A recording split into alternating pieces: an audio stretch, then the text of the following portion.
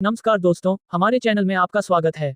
Boycott, ban, राष्ट्रद्रोह, जातिवाद, महिलाओं के शोषण, गरीबी, भ्रष्टाचार, अंधविश्वास, सांप्रदायिक जहर, ऐसे मुद्दों पर जब कोई स्वतंत्र भारत में भी अपनी बात रखता है तो हाहाकार मच जाता है। तो सोचिए सन 1906 में सरकारी पद पर बैठा एक व्यक्ति जब इन विषयों पर जागरूकता बढ़ाने निकला होगा तो क्या हुआ होगा। बॉयकॉट, बैन, राष्ट्रद्रोह, जी हाँ, कुछ ऐसे स्वागत हुआ था हिंदी भाषा के उपन्यास सम्राट का। हम बात कर रहे हैं श्री धनपत राय श्रीवास्तव जी की। आपके और हमारे प्रेमचंद। 31 जुलाई 1880 को बनारस के पास एक गांव में उनका जन्म हुआ। उनकी शुरुआती पढ़ाई मदरसे में हुई, इसलिए वे उर्दू भाषा में निपुण थे। नंबरों के मामले में वे एक साधारण छात्र थे, लेकिन उन्हें कहानियां पढ़ना बहुत पसंद था। दुनिया भर की अनेकों भाषाओं की कहानियां पढ़ते और उनका हिंदी अनुवाद भी करते। एक बार इसी बात पर उनके चाचा ने उनकी खूब डांट लगाई, तो गुस्से में आकर उन्होंने अपनी पहली कहानी लिखी, जो आगे जाकर प्रकाशित भी हुई। कहानी थी एक युवक की जो एक तथाकथित नीची जाति की लड़की से प्यार करता था।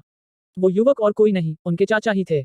जहां धीरे धीरे भारत में छायावाद रोमांटिसिज्म अपनी पकड़ बना रहा था, अलंकारमय भाषा और मनोहर कहानियों से आम भारतीय को रिझा रहा था, वहीं प्रेमचंद समाज के नग्न सच को अपनी कहानियों से लोगों तक पहुंचाना चाहते थे।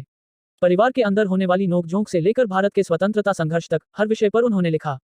जिस काल में भारत की महिलाओं में साक्षरता दर 6% से भी कम थी, उन दिनों उन्होंने महिलाओं की दुर्दशा और उनके सशक्तिकरण के लिए आवाज उठाई। जातिवाद और सांप्रदायिकता को बढ़ावा देने वाली ताकतें उन्हें फूटी आंख नहीं सुहाती थीं।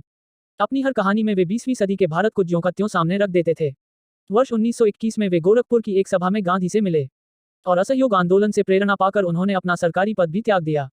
आर्थिक हालत और स्वास्थ्य ठीक न होने के बावजूद उन्होंने ये कदम उठाया। वर्ष 1934 में वे मुंबई भी गए। वहां पहुंचकर उन्हें एक फिल्म में कहानी लिखने का काम मिला। यहाँ भी उन्होंने जमीनी विषयों को चुना। उनकी पहली फिल्म थी मजदूर, जिसमें उन्होंने मजदूरों के शोषण और दुर्दशा को बड़े पर्दे पर दिखाना चाहा।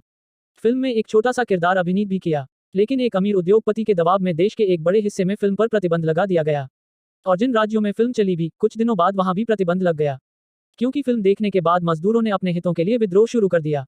आर्थिक तंगी के चलते उन्हें वापस बनारस आना पड़ा। उन्हें अपनी प्रेस व पत्रिका को भी सरकार को बेचना पड़ा और एक किराए के घर में रहना शुरू किया। 1936 में उन्हें अखिल भारतीय प्रगतिशील लेखक संघ का अध्यक्ष चुना गया, लेकिन उसी वर्ष बीमारी के चलते उनकी मृत्यु हो गई। प्रेमचंद पिछली सदी के भारत का आईना है।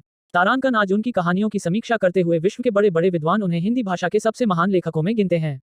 अब जरा साथ साझा की गई तस्वीर को देखिए। यहाँ प्रेमचंद जी और उनकी पत्नी है। ध्यान से उनका जूता देखिए, फटा हुआ है। लोग कहते हैं कि ये तस्वीर बताती है कि प्रेमचंद अपने आखिरी दिनों में कितनी गरीबी में जी रहे थे।